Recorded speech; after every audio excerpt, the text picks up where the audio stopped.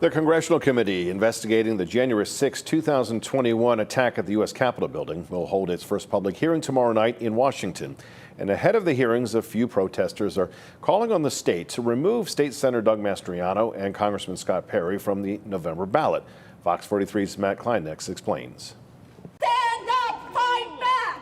About a dozen protesters gathered outside the state capitol office complex today, calling on the Secretary of the Commonwealth to remove Republican gubernatorial candidate Doug Mastriano and Representative Scott Perry from the November ballot. We have several people who are running for elected office who were part of all the business with January 6th insurrection. The protests come a day before the January 6th Commission holds its public hearings in Washington and to release their findings.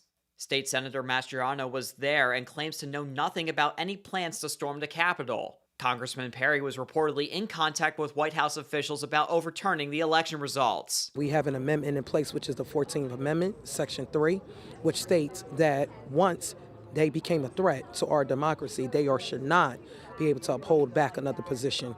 And what we saw on January 6th is exactly what they did. Last week, Mastriano stated he was willing to speak with the January 6th committee and had already spoken with the FBI. Scott Perry, however, refused to appear for a deposition with the committee, and a spokesman for Congressman Perry called today's protest ironic. I believe in free speech, and I think that's what he was exercising. I beg people to search for the truth. The truth can be found if you do your research. Members of the small group say they will be watching the hearings when they begin on Thursday night. Matt Kleinnex, Fox 43 News.